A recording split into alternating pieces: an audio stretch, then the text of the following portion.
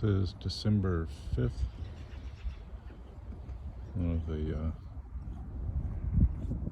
small parks in the neighborhood of Kiev.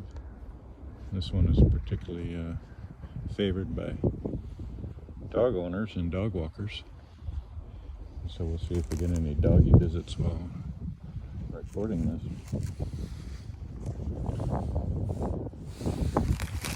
This is the gear of a Russian Special Forces soldier.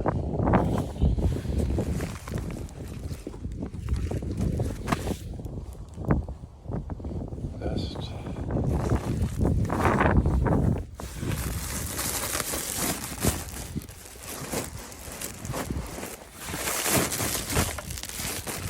Gear belt.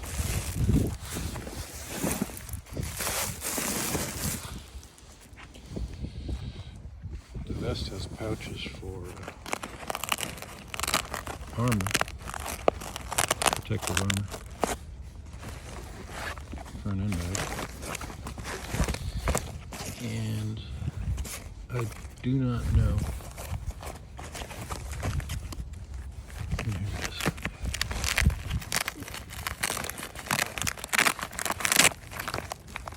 So that was the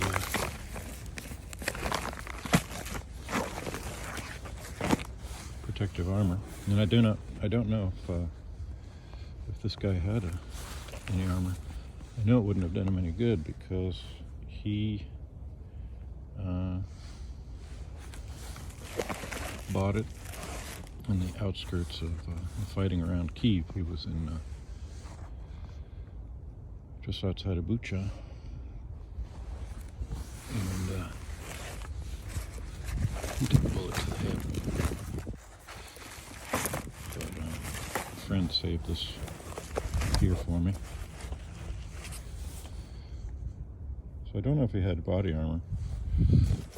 I know that his helmet was just one of those soft communication padded deals that. So I think he was. As I say, he was a Special Forces guy, and I think he was in charge of an armored vehicle, whether it was a tank or some kind of APC, I'm not sure. But those of you that have knowledge of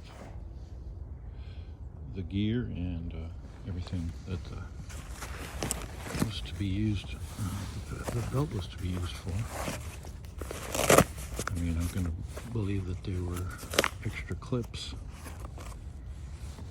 maybe pocket knife or knives, food and water, but I don't specifically know. There may be kind of a personal thing that everybody, of course you would have had to hold cigarettes. So, still has Bucha dirt on it, and I don't know what, I'm going to get more about the specific story about what was happening when this guy left the scene. But as I say, a friend saved this gear for me, and in fact I'm just going to have to find somebody that might want it, because I'm not going to tote it around.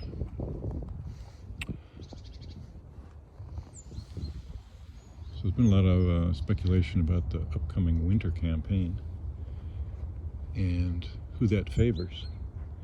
And I know Perun has done an entire video on it, and in his usual thorough and detailed fashion.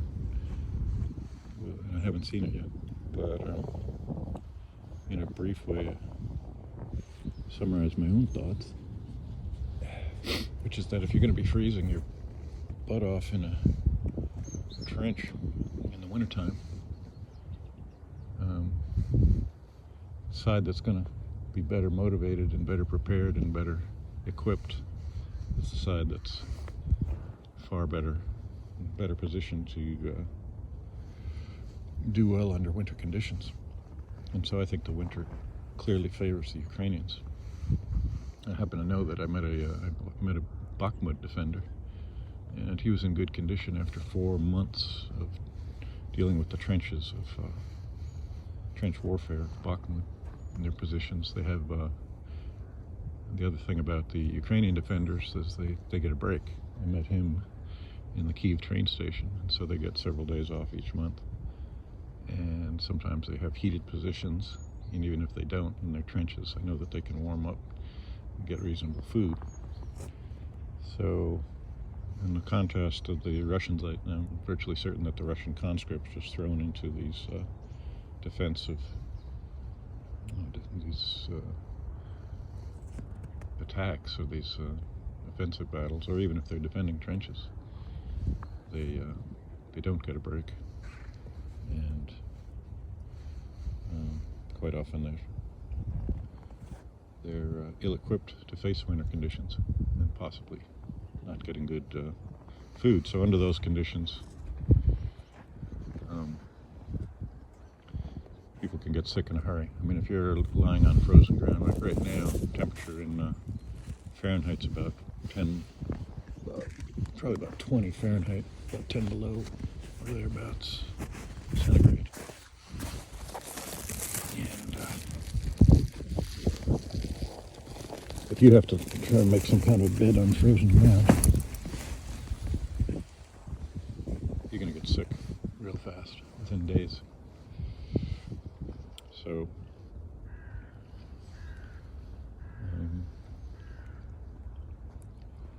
and then the other thing about the winter campaign is that the Ukrainians know that there are more Russian conscripts in the pipeline, and certainly by the springtime conditions get better. Winter's past and behind them, the Russians are going to try to advance again, or to continue whatever they manage to do in the wintertime. So that puts a level of urgency into the Ukrainian efforts of the wintertime. And I believe that as things freeze up, as they are doing right now, they will be pressing their advances and their offensives again. And this is sort of a waiting period here on December 5th of where exactly the Ukrainians will attempt a major offensive next. But they know that this is a window of opportunity for them, as Russia just has these raw conscripts and just throwing these guys ill-trained and ill-equipped into trenches and into offensives in which they are used as cannon fodder and getting slaughtered by the hundreds every day. This winter will be an opportunity for Ukraine to gain more territory, and by and large, we can see that the areas that they've gained already in the north,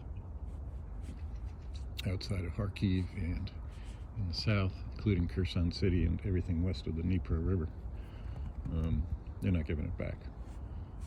So I'll see what Perun has to say about it in a much more detailed and involved, in his very thorough and expert way. But my own conclusion is the coming winter campaign strongly favors the Ukrainians.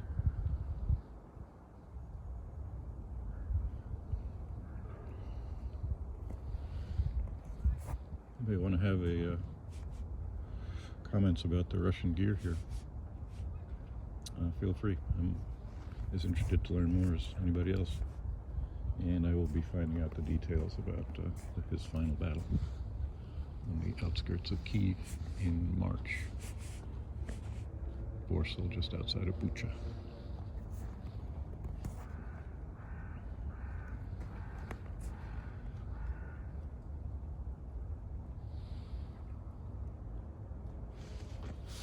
December 5th, Kiev.